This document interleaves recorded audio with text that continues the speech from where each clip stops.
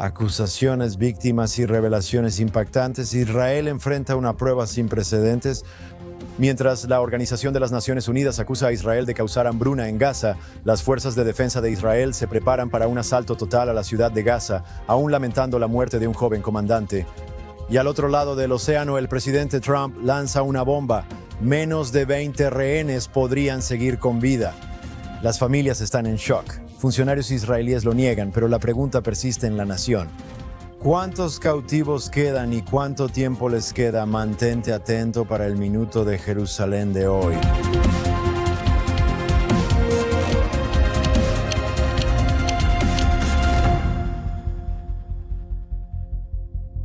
Bienvenidos al Minuto de Jerusalén en JNS Televisión. Soy Josh Hasten, corresponsal de JNS. Estoy en el centro de medios de JNS en Jerusalén. Al otro lado del océano está Alex Traiman, director general de JNS.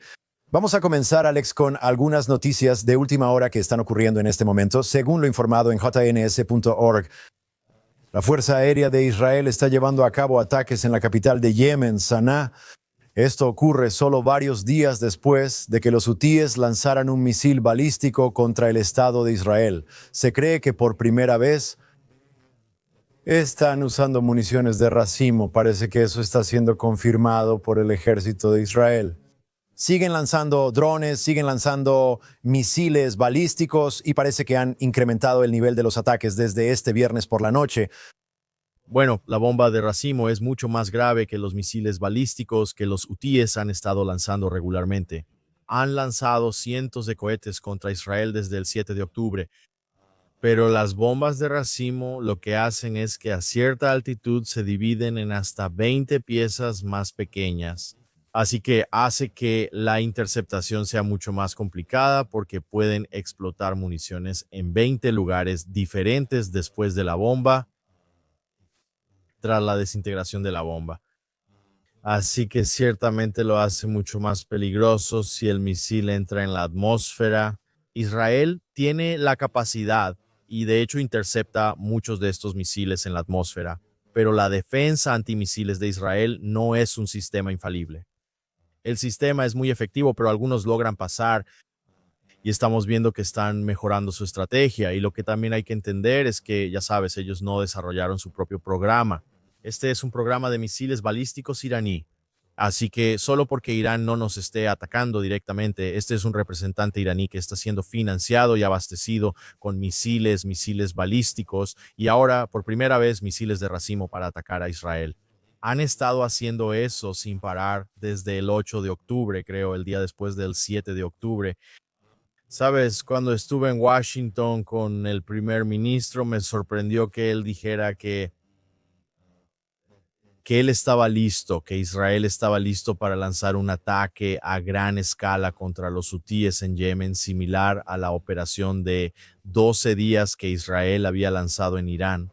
Y en ese momento, Netanyahu afirmó que Estados Unidos fue quien inició los ataques en Yemen. Recuerda, dispararon a más de 1,000 objetivos estratégicos durante un periodo de aproximadamente 2 meses, hace varios meses.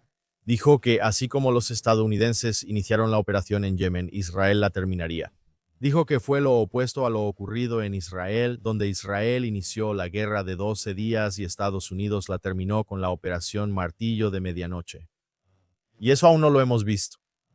Quizás el uso de bombas de racimo por primera vez sea ese detonante que obligue a Israel a mantener una acción más prolongada. Y no se sabe qué hará falta para que Israel finalmente logre disuadir a los hutíes de lanzar más misiles. ¿Significará eso una serie de ataques, intensificando los ataques en Yemen? En ese momento hablé con varios ministros del gobierno israelí, funcionarios de alto rango, y ellos decían ya desde hace varios meses que pensaban que los hutíes se detendrían una vez que se alcanzara un alto el fuego en Gaza. Claramente no se ha alcanzado ningún alto el fuego en Gaza. Y como puedes ver por el ataque con bombas de racimo del viernes, los hutíes simplemente continúan disparando contra Israel e incluso han aumentado el nivel de sus ataques. Alex, en este momento estoy viendo imágenes de la capital de Yemen, Sanaa, grandes columnas de humo sobre la capital ahora mismo. Y con respecto a esas bombas de racimo, Irán, de hecho, durante esa guerra de 12 días, sí usó esa arma al atacar a Israel. Recuerdo claramente, creo, en el hospital allá en el sur, así como en Tel Aviv, que sí usaron ese tipo de municiones antes, ¿correcto? Así es. Vimos después en la guerra de 12 días que no fue desde el principio, pero empezaron a usar bombas de racimo. Y las bombas de racimo, además de impactar en diferentes lugares, se vuelven mucho más difíciles de interceptar si se separan antes, ya sabes, antes de que Israel pueda interceptarlas en la atmósfera. Así que definitivamente es un misil mucho más complejo. Y sí, están recibiendo estos problemas de Irán y Israel debe poder disuadir a sus enemigos de atacar. Vemos que han disuadido a Hamas de atacar el frente interno israelí en su mayor parte. Han disuadido completamente a Hezbollah y aún así los hutíes todavía se sienten libres de enviar misiles balísticos hacia Israel. También se sienten libres de interrumpir el transporte comercial que se dirige a Israel y que pasa por el canal de Suez y deben ser detenidos. Estados Unidos y la comunidad internacional deberían haber detenido a los hutíes porque interrumpir el transporte marítimo internacional es una causa de guerra. El canal de Suez es una de las rutas comerciales más transitadas del mundo, lo que lleva a las navieras y aseguradoras no se arriesguen a permitir que los barcos pasen por el canal de Suez, lo cual es transportar toneladas y toneladas de mercancías comerciales desde China hacia Europa y otros lugares. Es un poco vergonzoso que la gente deje esto en manos de Israel, pero Israel va a hacer el trabajo sucio del mundo una vez más. Creo que Israel esperaba que el problema de los hutíes simplemente desapareciera. Pero ciertamente ahora, si van a aumentar los ataques al punto en que se vuelva mucho más difícil para la defensa antimisiles de Israel interceptar estas bombas de racimo, Israel no tendrá otra opción más que atacar. Ahora, ¿cómo atacas? ¿Cómo atacas a una organización terrorista a más de 1000 millas? Esto no es un estado como Irán. Irán tenía infraestructura estatal que Israel pudo atacar de manera más efectiva. Aquí los hutíes están, ya sabes, lanzando estos misiles desde camiones y aparecen en diferentes lugares. Y es difícil para Israel encontrar dónde están los hutíes, ya sabes, a menos que vayan a continuar con ataques sostenidos. No cuentan con tantos recursos de inteligencia en Yemen como en Irán. Israel no había estado planeando antes del 7 de octubre ningún tipo de guerra contra los hutíes en Yemen. Nunca percibieron que los hutíes fueran una amenaza directa para Israel. Pensaban que era un frente proxy iraní que estaba ahí para atacar a Arabia Saudita, no para atacar a Israel. Israel ha atacado infraestructura nacional a gran escala, como el puerto. Atacaron el puerto de Udaida muchas veces. Atacaron y destruyeron por completo el aeropuerto de Sanaa. Ya no hay aeropuerto en Yemen. Han atacado plantas de energía y refinerías de petróleo. Hacen ataques a gran escala para enviar un mensaje a los hutíes, pero eso no significa necesariamente que estén atacando específicamente los lanzadores de misiles móviles. Así que incluso cuando Israel envía a Yemen, que no es un país muy desarrollado, de regreso a la edad oscura, eso no necesariamente impide que los hutíes sigan lanzando misiles balísticos contra Israel. Alex Mitsega, un periodista israelí prominente, está diciendo que en la mira están el palacio presidencial y el asesinato de altos funcionarios. Esto podría ser un gran ataque israelí contra Yemen. Les recomiendo visitar jns.org para las últimas noticias. Veremos cómo se desarrolla. Podría ser una gran, ya sabes, una gran escalada. Hasta ahora, los hutíes, cuando han estado lanzando los misiles balísticos, los han estado lanzando casi uno por uno. A veces uno, a veces dos a la vez. No es como en Irán, donde los hutíes o los iraníes lanzaban grandes andanadas de misiles. Los hutíes han estado lanzando uno a la vez y Israel ha estado interceptando esos ataques con misiles mucho más fácilmente. Si Israel ahora está intensificando y atacando la infraestructura estatal y el liderazgo de los hutíes de Yemen, Israel podría tener que prepararse para ataques mucho más serios. donde los hutíes lanzarán muchos más misiles balísticos al mismo tiempo, superando la defensa antimisiles de Israel.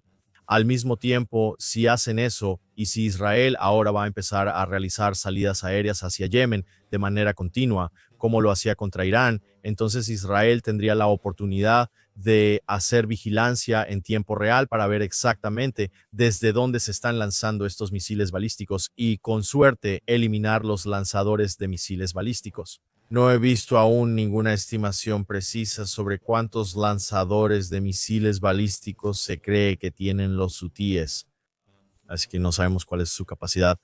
Incluso antes de la guerra con Irán, había estimaciones de que Irán tenía hasta 3.000 misiles balísticos, tal vez la mitad de ellos con la capacidad de alcanzar Israel. Y sabemos que Israel redujo las capacidades de misiles balísticos de Irán en más del 50%. Sabemos que redujeron su capacidad de lanzar misiles, atacaron lanzadores de misiles en aproximadamente un 80%, al punto de que Irán ya no quería seguir disparando porque cada vez que lo hacían convertían ese lanzador de misiles en un objetivo para un contraataque inmediato de Israel. Así que no sabemos exactamente cuánta capacidad tienen los hutíes para disparar contra Israel, pero podríamos estar encaminándonos hacia una gran escalada, tanto en términos de ataques israelíes contra los hutíes en Yemen, como también en cuanto a misiles balísticos entrantes. Podríamos tener una larga noche por delante aquí en Israel. Esto continuará. Alex, iba a comenzar el programa hablando sobre el hecho de que ahora Israel ha sido acusado formalmente de causar hambruna en Gaza.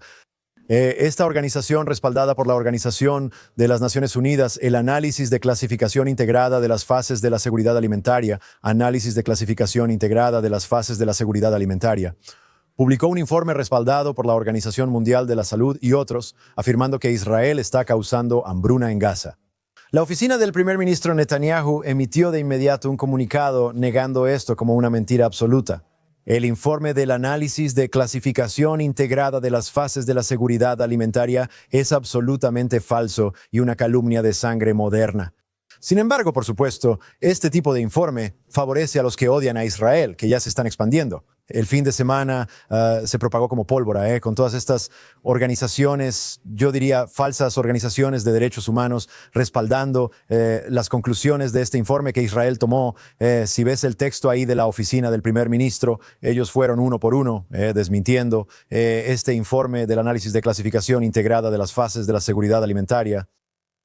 Sí, exactamente. Y sabes, el análisis de clasificación integrada de las fases de la seguridad alimentaria son los que oficialmente hacen informes cuando hay hambruna en el mundo, y la gente a lo largo de los años ha confiado en el análisis del análisis de clasificación integrada de las fases de la seguridad alimentaria sobre cuándo se está causando hambruna y hasta la guerra con Gaza. El análisis de clasificación integrada de las fases de la seguridad alimentaria era visto como un organismo neutral que simplemente identificaba dónde había hambruna, y el análisis de clasificación integrada de las fases de la seguridad alimentaria tiene puntos de análisis específicos que utiliza para determinar cuándo hay hambruna en un lugar.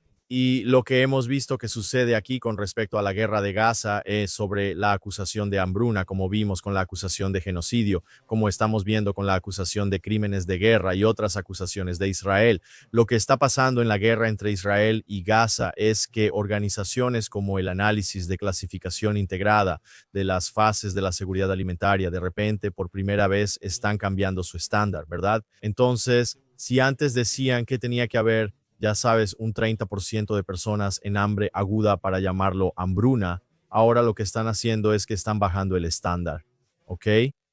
Y dicen, bueno, sí, supongo que en el pasado no clasificábamos como hambruna hasta que alcanzábamos cierto punto de referencia, pero en este caso lo que podemos ver ahora es que realmente hay hambruna, aunque ese punto de referencia no se haya alcanzado o ni siquiera se haya acercado. Así que esto es lo que está pasando aquí, que vemos que los estándares cambian. A esto se le llama doble moral, ¿verdad? Y cuando Natan Sharansky habló, ya sabes, él identificó lo que llamó las 3D del antisemitismo: deslegitimación, doble moral y demonización. Y entonces ciertamente todo el propósito de los medios ha sido demonizar y deslegitimar a Israel y las organizaciones internacionales que están lanzando estas calumnias de sangre contra Israel. primero el genocidio como política. Ya sabes que ahora vemos que después de 2 años, claramente Israel no tiene una política de genocidio, porque si Israel tuviera una política de genocidio, no habría palestinos viviendo en Gaza. Israel no tiene una política de hambruna. Si tuvieran una política de hambruna, no habrían enviado desde que empezó la guerra más de 2 millones de toneladas de comida. Eso es una tonelada de comida por persona que Israel ha suministrado. Es más que cualquier ejército haya entregado a una población enemiga durante una guerra, ¿verdad? Pero lo que vemos que hace el análisis de clasificación integrada de las fases de la seguridad alimentaria, lo que todos los demás están haciendo, es crear un falso doble estándar diciendo, ok, en cualquier otra situación de guerra, esto no se clasificaría como genocidio, simplemente se llamaría guerra. Esto no se clasificaría como hambruna, simplemente se clasificaría como las dificultades de la guerra. Mientras tanto, todas estas dificultades las ha traído a más al pueblo de Gaza. Ese era el plan de Hamás, lograr que la comunidad internacional lo llamara genocidio. Si lo de genocidio no funciona, ahora llamémoslo hambruna. Ya sabes, usemos fotos de bebés pequeños que tienen parálisis cerebral y distrofia muscular y pongamos esas imágenes en el New York Times para que la gente vea lo horrible que es la hambruna. Pero estos son dobles estándares que solo se aplican a Israel. Hay un nuevo estándar para la hambruna y solo se aplica a Israel, solo se aplica a la situación en Gaza. Es realmente repugnante, pero esto es lo que enfrenta Israel en tiempos de guerra por parte de la comunidad internacional. Sí, exigir a Israel el único Estado judío, un estándar distinto encaja con la definición de antisemitismo de Sharansky. Al mismo tiempo, Alex, las fuerzas de defensa de Israel se están preparando para una misión en la ciudad de Gaza. Las fuerzas de defensa de Israel han comenzado con 4 brigadas maniobrando en las afueras de la ciudad de Gaza y en los vecindarios circundantes. El jueves, el primer ministro Netanyahu aprobó los planes para reanudar la operación terrestre en Gaza y capturar la ciudad de Gaza. Tendremos que ver, obviamente, si las fuerzas de defensa de Israel deciden avanzar al mismo tiempo. Lamentablemente, el teniente Ori Herlich, de 20 años, de Itar, cayó en combate, anunciaron las fuerzas de defensa de Israel el sábado por la noche. Era comandante de pelotón en el batallón Shimshon de la brigada Kafir y murió en lo que parece ser algún tipo de accidente militar camino a cumplir una misión. Algún tipo de maniobra contra Hamás y parece que las armas que llevaba encima detonaron de forma prematura y lamentablemente murió. Bueno, ciertamente sabes que se están viendo batallas horribles dentro de la franja de Gaza y todavía hay miembros de Hamás corriendo por ahí, todavía están tratando de sabotear a las fuerzas de defensa de Israel, atacarlos como para atraerlos a una zona. Ya sabes, con fuego real y luego emboscarlos. Los soldados, una vez que entran y los emboscan, rescatar a los soldados, esa ha sido la estrategia militar de Hamás desde el principio.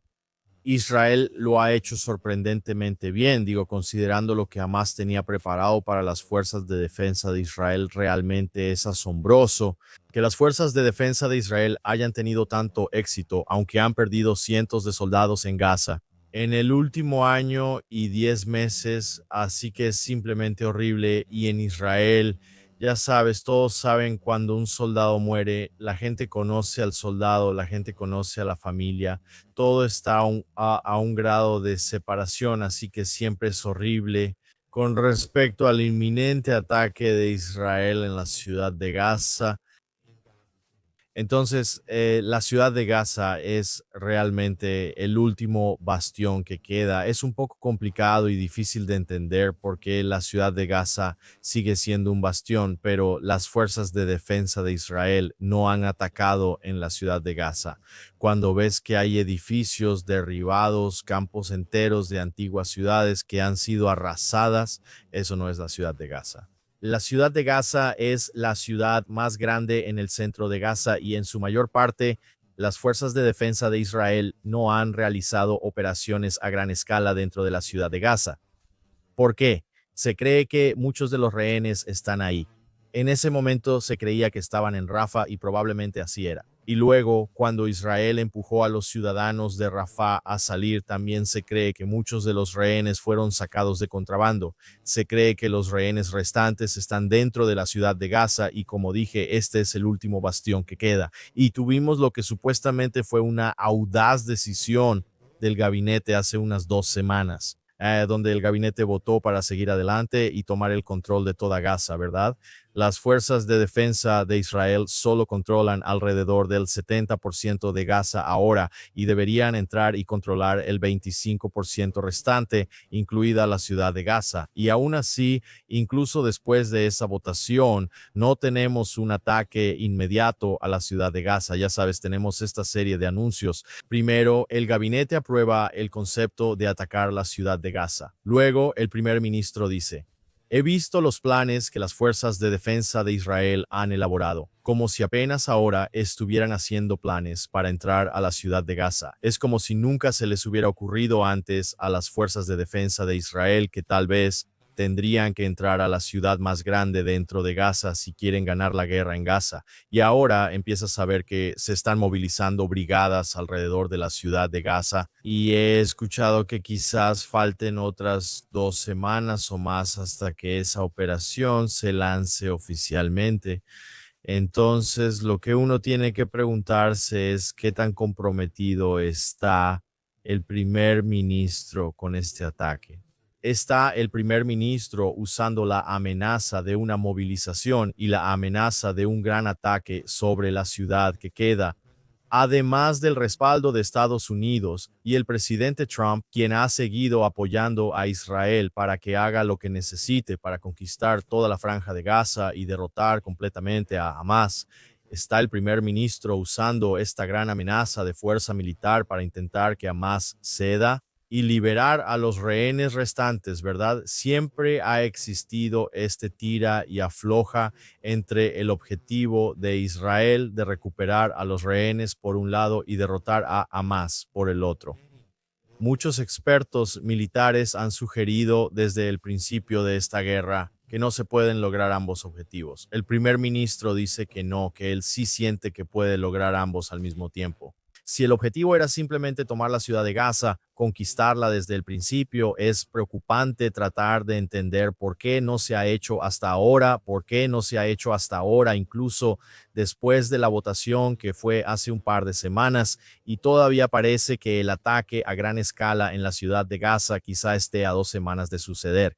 Mientras tanto, organizaciones como el Análisis de Clasificación Integrada de las Fases de la Seguridad Alimentaria afirman que hay hambruna en la ciudad de Gaza. Y alguien me preguntó este fin de semana, ¿sabes qué fue primero? El Análisis de Clasificación Integrada de las Fases de la Seguridad Alimentaria declaró que había hambruna en la ciudad de Gaza y ahora Israel está anunciando que va a entrar. Es al revés, Israel anunció que va a entrar, así que ahora la comunidad internacional está diciendo, espera un segundo, hay hambruna allá, así que no puedes entrar. Eso es lo que está pasando. Y veremos si las fuerzas de defensa de Israel realmente lanzan esta operación a gran escala en Gaza, si las fuerzas de defensa de Israel toman el control total de la franja de Gaza, si las fuerzas de defensa de Israel finalmente reducen a Hamas a nada y toman el control administrativo total de Gaza por el momento. Sí, Alex, los informes indican que esa operación, si ocurre, será a mediados de septiembre y al mismo tiempo Netanyahu, el primer ministro, el jueves dio instrucciones para que se lleven a cabo negociaciones para la liberación de los rehenes. Hasta ahora, ninguno de los enviados israelíes ha sido enviado ni a Qatar ni a Egipto. Nadie ha salido todavía, pero parece que el primer ministro aún quiere ver algún tipo de negociaciones. Al mismo tiempo, el presidente Trump indicó durante una conferencia de prensa en la oficina Oval el viernes que menos de 20 rehenes que están siendo retenidos por Hamas siguen con vida. Hasta ahora se creía que eran 20.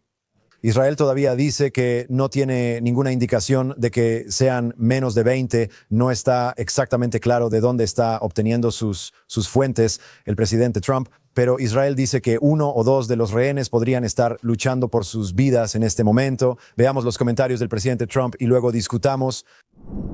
Yo fui el que sacó a todos los rehenes, saqué a mucha gente. Si no fuera por mí, no estarían fuera. Trabajé con Bibi y trabajé con Steve Witko. Pero si no fuera por mí, todos estos rehenes probablemente estarían muertos en este momento, cada uno de ellos. Así que todos vienen aquí, todos vienen en grupos de 10, 12, 13. He conocido a muchos de ellos y son grandes personas. Lo que vivieron es increíble, pero ahora son 20. aunque quizá ya no sean tantos porque algunos pueden faltar. Es algo terrible. El presidente Trump desde la antigua oficina afirma que cree que menos de 20 rehenes siguen vivos. Alex. Bueno, ya sabes, es difícil entender ese tipo de declaración cuando dices, ya sabes, menos de 20. Ya sabes, Trump puede simplemente decir eso. Ya sabes, Israel dice que evalúa 20, Trump evalúa menos de 20.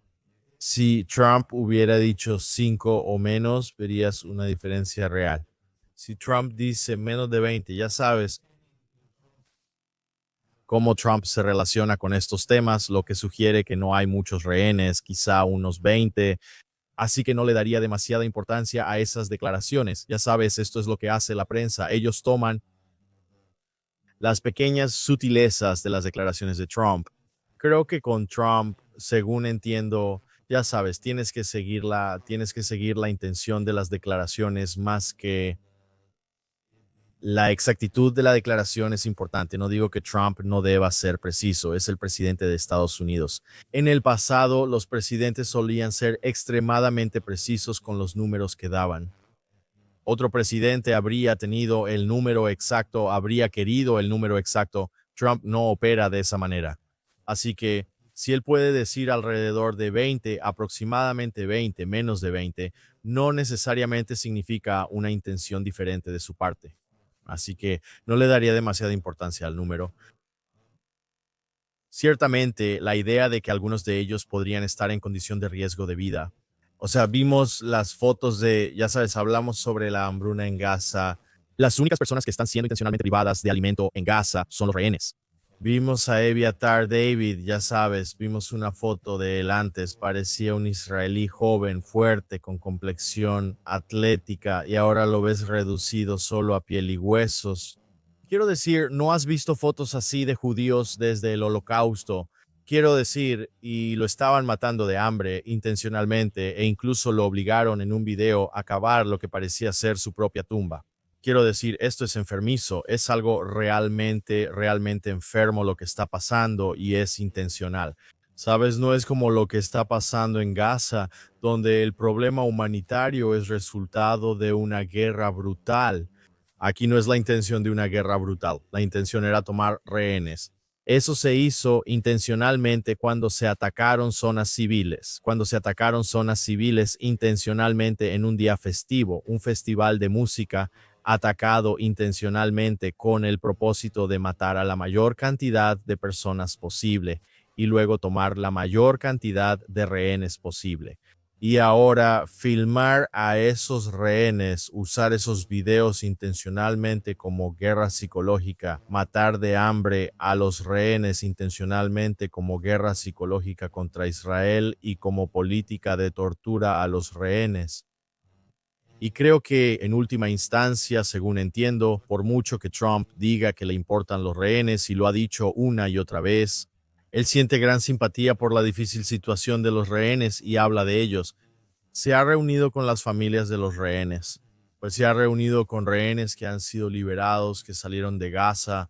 En última instancia, creo que la prioridad del presidente es la derrota de Hamas como organización terrorista en Gaza y respaldar a Israel con todo lo que necesite, incluyendo armas, apoyo diplomático y respaldo público para lograrlo. Creo que el presidente quiere que Israel lo haga y que lo logre lo más rápido posible.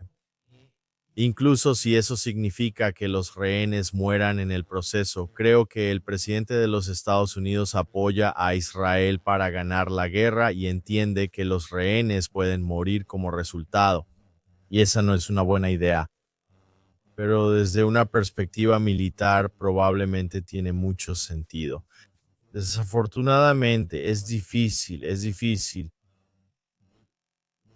permitir, ya sabes, dejar que los rehenes mueran en el proceso sin hacer todo lo posible para traerlos de vuelta. Pero al mismo tiempo, mientras Israel duda respecto a su estrategia dentro de Gaza, escuchamos los reportes de soldados muriendo porque no están entrando y terminando el trabajo tan rápido y a fondo como sea posible. Entonces tienes que sopesar, ya sabes, estás perdiendo soldados porque estás tratando de preservar la vida de rehenes que están muriendo. Y esa es la dificultad, ¿verdad? Así que solo estamos tratando de opinar desde la comodidad de nuestra casa sobre esto. Es muy complicado y nadie realmente entiende la presión y decisiones que el gabinete de guerra y el primer ministro deben tomar aquí. Creo que muchos israelíes, creo que el presidente de Estados Unidos, de hecho, quieren ver que Israel tome la ciudad de Gaza de una vez, que entren, que simplemente lo hagan, que lo terminen, porque mientras más se prolongue esta guerra, peores se vuelven los problemas diplomáticos de Israel. Eso no quiere decir que los problemas diplomáticos de Israel se vayan a resolver en cuanto termine la operación militar, porque sabemos que Hamas, incluso si se rinden, ¿de acuerdo? E incluso si algunos miembros de Hamas salen de la franja de Gaza, e incluso si Israel toma el control oficialmente, eso no va a ser el fin del terrorismo dentro de Gaza mientras los gazatíes sigan ahí. Todavía existen armas y personas dispuestas a disparar contra las fuerzas de defensa de Israel que controlarán ese territorio. Los problemas militares de Israel continuarán tras el fin oficial del conflicto. Los problemas diplomáticos de Israel continuarán tras el fin oficial del conflicto.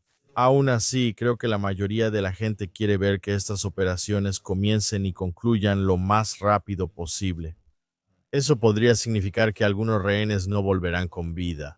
Quiero decir, si hubiéramos hablado de esto al principio de la guerra, cuando 255 personas fueron tomadas como rehenes y no sabíamos cuántos estaban vivos o cuántos estaban muertos, si alguien hubiera venido y dicho, vas a recuperar a 147 de los rehenes con vida, ¿sería un buen resultado? Creo que todos dirían que sería un resultado milagroso, y eso ya sucedió. Hamas no tiene incentivo para liberar a los rehenes restantes. El primer ministro espera que al amenazar con un ataque a gran escala contra la ciudad de Gaza, eso le dé a Hamas el incentivo para liberar a los rehenes. Mientras más dure esta guerra, mayor será el costo diplomático para Israel, para los soldados y en la guerra psicológica. En cuanto a la retención de estos rehenes, es difícil. Es simplemente una situación difícil. Y tal vez haya una mejor manera de hacerlo. Tal vez no haya una mejor manera de hacerlo. Alex, acabas de describir los horrores del 7 de octubre y todo lo que vino con eso, incluyendo el asesinato de 1,200 israelíes, Nikki, la toma de 255 rehenes y todo lo demás que hemos visto desde entonces.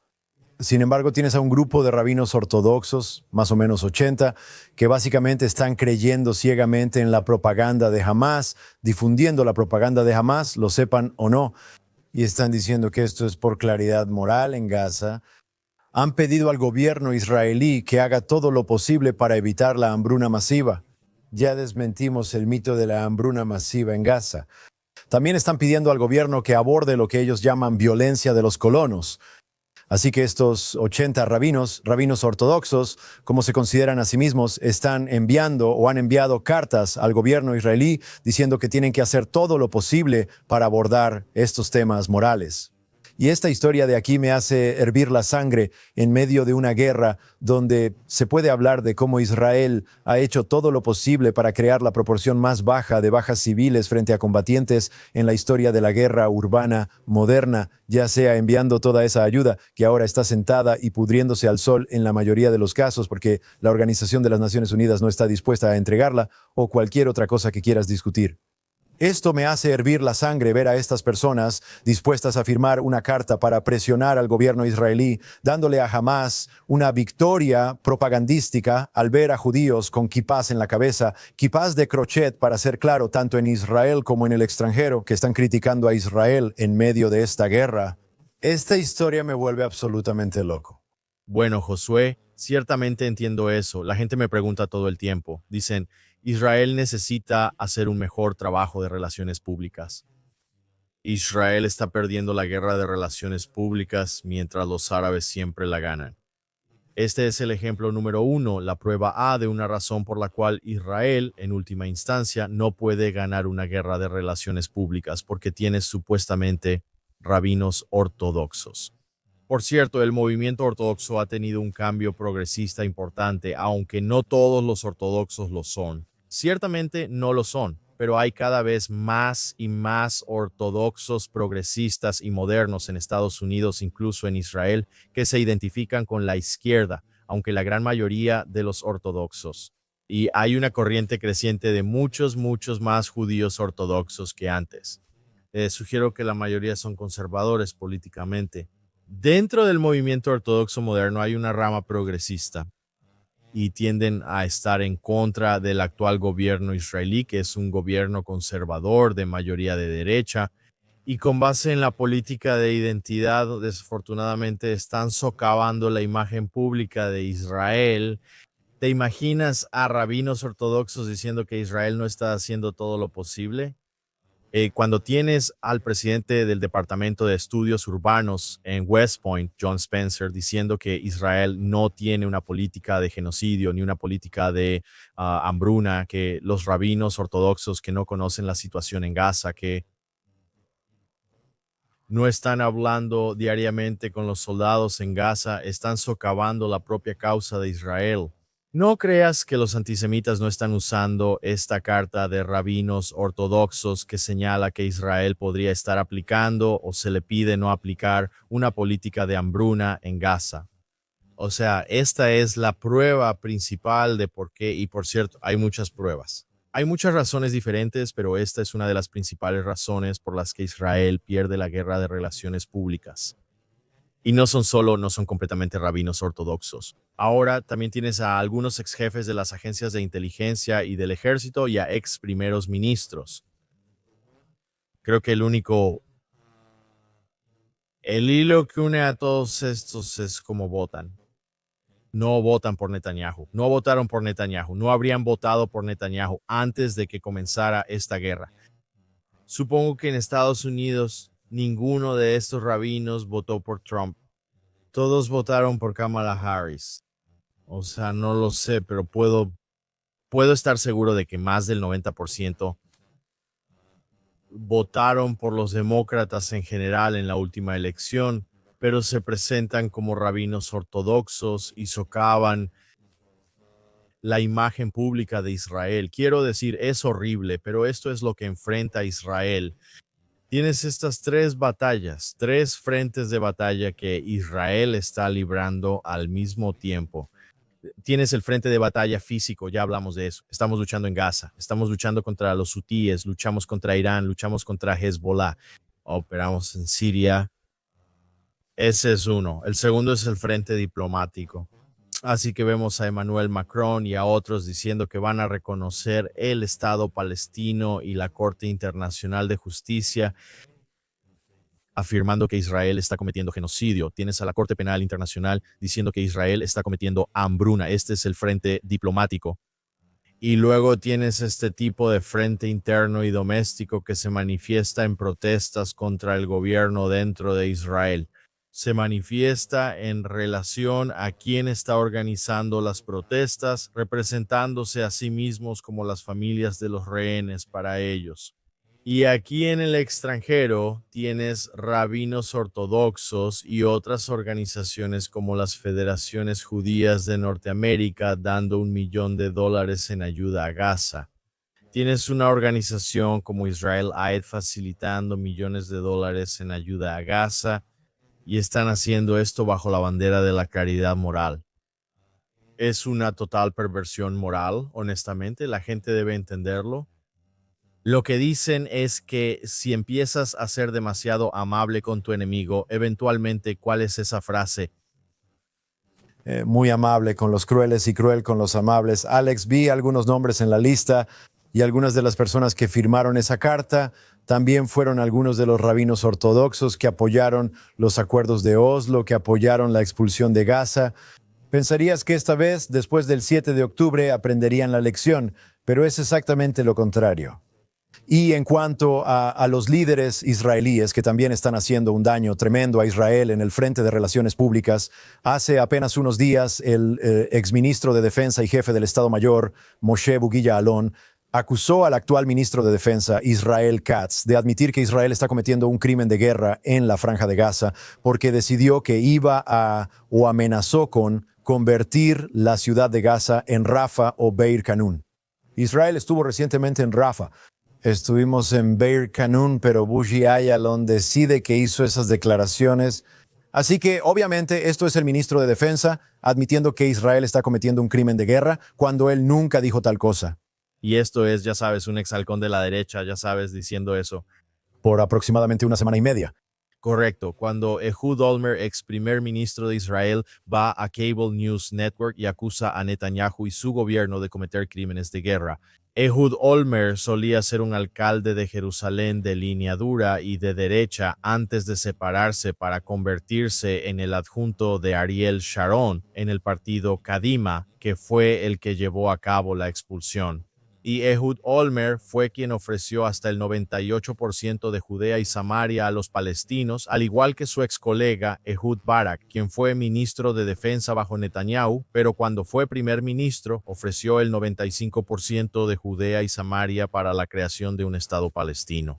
Así que tienes a estas personas que han estado apoyando políticas de izquierda, incluso si provenían de la derecha ideológica, pero lo que te diré es que estos no representan realmente al electorado en Israel. He hablado con muchos izquierdistas en Israel, personas que apoyaron Oslo, personas que apoyaron la retirada de Gaza, y ninguno de ellos apoya la creación de un Estado palestino hoy en día. Nadie cree que Israel cometa crímenes de guerra en Gaza. Todos piensan que debe terminar el trabajo. El país avanza cada vez más hacia la derecha. Y lo que personas como Ehud Barak y Bogey Alon sienten, su odio hacia Netanyahu supera lo que consideran una política sólida. Si ellos ocuparan el lugar del primer ministro, harían lo mismo que Netanyahu. Solo se oponen a las políticas de Netanyahu por la política de identidad, por las personas que las están llevando a cabo. Y como dijimos, esto solo socava la capacidad de Israel para hacer relaciones públicas. Y no son solo ellos. Y quiero decir esto también. Es la mayoría de los medios en inglés que estás leyendo, consumiendo, viendo desde Israel. Times of Israel, Haaretz, todos ellos afirman que Israel está cometiendo crímenes de guerra ahora que Hamas está dispuesto a liberar a todos. Ayer leí un artículo en el Times of Israel. Declararon explícitamente que Hamas ha estado dispuesto a liberar a todos los rehenes desde hace mucho tiempo. Es solo que Netanyahu se niega a aceptar el acuerdo para hacerlo porque tiene, ya sabes, ciertas motivaciones para continuar la guerra. Es absurdo, está bien, y lo que están haciendo es un daño irreparable a la imagen diplomática de Israel. Y no hay rendición de cuentas, ¿verdad? Todos quieren que Netanyahu rinda cuentas. Y debería haber rendición de cuentas para Netanyahu. Él es el primer ministro y debe asumir su responsabilidad. Pero la izquierda puede hacer cualquier cosa para socavar la posición diplomática de Israel, para socavar la cohesión social, para sembrar la desunión. Y hay muy poca rendición de cuentas. Y no hay nada que puedas hacer para evitar que Ehud Barak diga lo que está diciendo para Ehud Olmert, Bogey Alon. No puedes hacer nada. A estos rabinos no se les puede hacer nada por socavar a Israel. Y es solo que cómo se supone que Israel gane una guerra de relaciones públicas cuando te están socavando en cada etapa. Sí, Alex, me da asco. Solo hay un tema más aquí para discutir a nivel político, pero obviamente también está relacionado con Gaza, la guerra y todo lo que está pasando. El diputado de la oposición, Benny Gantz, durante el fin de semana, pidió al primer ministro Netanyahu y a otros líderes de la oposición que establecieran un gobierno de emergencia temporal encargado de abordar dos de los problemas más urgentes de Israel, según Benny Gantz, asegurar la liberación de los rehenes restantes y avanzar en la legislación sobre el modificado reclutamiento militar ortodoxo. Por lo que vi hoy, Israel Beiten, que tenía a Avigdor Lieberman, dijo que no estaba tan interesado en la idea de formar este tipo de coalición de emergencia, pero tendremos que prestar atención a esto. ¿Sabes que Netanyahu creo que ahora solo tiene 60 escaños con la salida de algunos de los partidos ultraortodoxos? ¿Cuál es tu opinión sobre si crees que Netanyahu traerá a Benny Gantz, quien estuvo en el gobierno en algún momento y su partido formó parte del gobierno? ¿Cuál es tu opinión sobre si va a traer de vuelta a Gantz a este gobierno, tal vez para crear quizás más estabilidad o al menos en papel más estabilidad? Correcto, recuerda que Israel tenía un gobierno de derecha, esencialmente similar al gobierno de derecha que tiene ahora antes de la guerra. Y luego con la guerra, Benny Gantz hizo lo responsable y trajo a su partido a un gobierno más amplio para llevar a cabo la guerra. Y aún así, en cierto momento, después de muchos meses, se retiraron de ese gobierno, esperando que al retirarse de ese gobierno colapsara Netanyahu. Ese es el objetivo del partido de izquierda al unirse ahora a un gobierno de derecha. Es crear la ilusión de estabilidad para luego retirarse en cierto momento, sacudir la estabilidad de ese gobierno y esperar que el gobierno colapse. Específicamente, la idea es que si esperan que fuera Netanyahu, ¿verdad? Está bien, llévanos al gobierno, haz un gobierno más amplio, entonces tienes más estabilidad para sacar a algunos de esos partidos de derecha que te están molestando por la derecha. Y luego, si alguno de ellos abandona el gobierno, ahí es cuando Gantz saldría de ese gobierno para hacerlo colapsar. Creo que lo que estamos viendo en Israel ahora es el inicio no oficial del ciclo electoral. Todos están posando. La semana pasada vimos, aunque él no lo mencionó, hubo protestas masivas en el país. Estas protestas son organizadas por las mismas personas que organizaron las protestas contra las reformas judiciales, que son las mismas que organizaron las protestas contra Netanyahu durante esos 5 ciclos electorales consecutivos.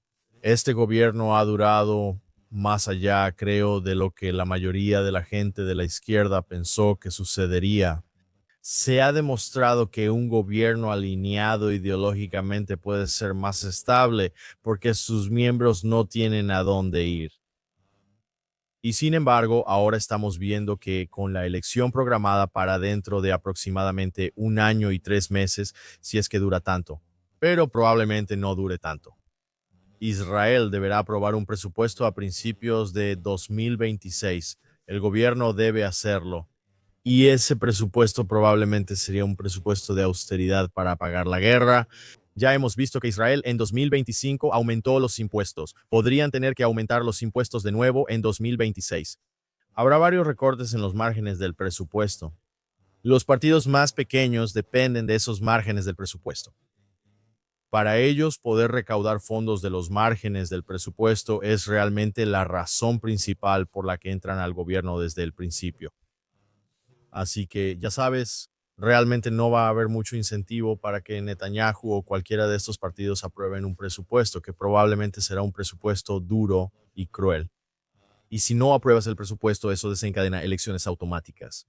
Así que lo más probable es que Israel tenga elecciones en alguna parte de principios del próximo año y quizás le convenga a Netanyahu ir a elecciones antes que después para que los nuevos partidos no tengan la misma oportunidad de organizarse.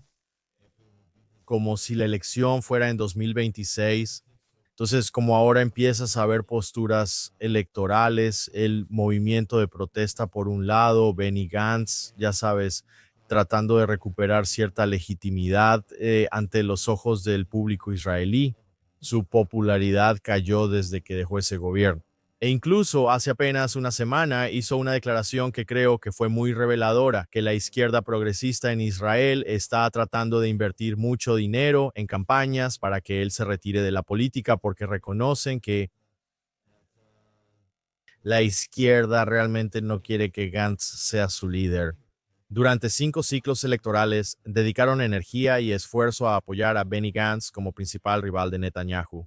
Creo que en esa segunda y tercera elecciones, Gantz era el líder de una gran coalición que realmente desafió a Netanyahu con 30 escaños en un momento, más de 30 escaños en una de las elecciones. Y luego Netanyahu y Gantz terminaron formando un gobierno de unidad porque realmente no hubo un ganador claro. Ahora Yao Apis parece ser el campeón de la izquierda en Israel. Y quién sabe quién será el próximo campeón, pero parece que ya pasaron por Gantz. Gantz no ha demostrado ser un líder muy viable para la izquierda israelí, así que todos solo están tratando de demostrar algo de relevancia.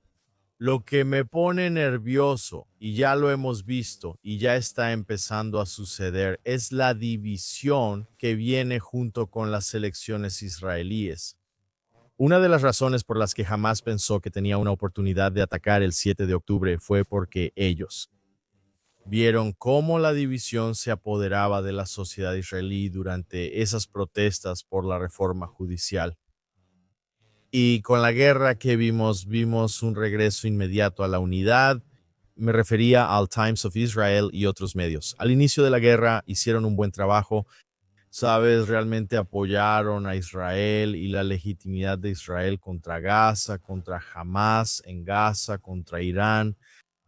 Pero ahora que ven que la guerra en Gaza sigue prolongándose, que los rehenes restantes están resultando difíciles de recuperar, que Netanyahu ya atacó a Irán, y eso ya es noticia vieja, eso ya quedó muy atrás en el pasado. Ahora todos solo piensan en las elecciones y creo que Israel debe prepararse.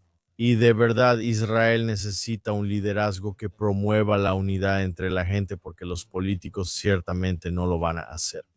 Y, sabes, si antes había divisiones, esta elección podría ser la más dolorosa de todas las que hemos tenido en los últimos años, porque estamos en un patrón de división política, pero ahora, además de eso, está todo el dolor del 7 de octubre y la guerra que resultó de ello. Y solo tenemos que ver cómo se desarrolla esto, pero, sabes, podría ser una época difícil este próximo periodo para Israel en el ámbito interno. Espero que el pueblo israelí y los líderes israelíes encuentren un mejor camino. Amén a eso, la unidad ciertamente es la clave. Se terminó el tiempo, seguiremos con esa y otras historias. Alex, es hora de que regreses a casa. Eso es todo, amigo. Ya se está poniendo solitario aquí en el estudio, sin ofender a todos los que están detrás de las cámaras, pero ya se está poniendo solitario aquí. Que Israel ha tenido desafíos diplomáticos conmigo en el extranjero. Trabajé bien para JNS y además pasé tiempo importante con mi familia aquí. Si Dios quiere, regreso a Israel esta semana y espero verte en el estudio para el próximo episodio. Suena bien. Buen viaje de regreso a casa. Gracias a todo el equipo detrás de cámaras en JNS, Ryan Lifshitz, Yuri Sfretsky, Esther Eden y Zach Sickerman. Soy Josh Hastin, corresponsal de JNS junto a Alex Treyman, director general. Si Dios quiere, volveremos al estudio la próxima semana. Sintoniza Jerusalén, minute y visita JNS Televisión para disfrutar el gran contenido que ofrece JNS.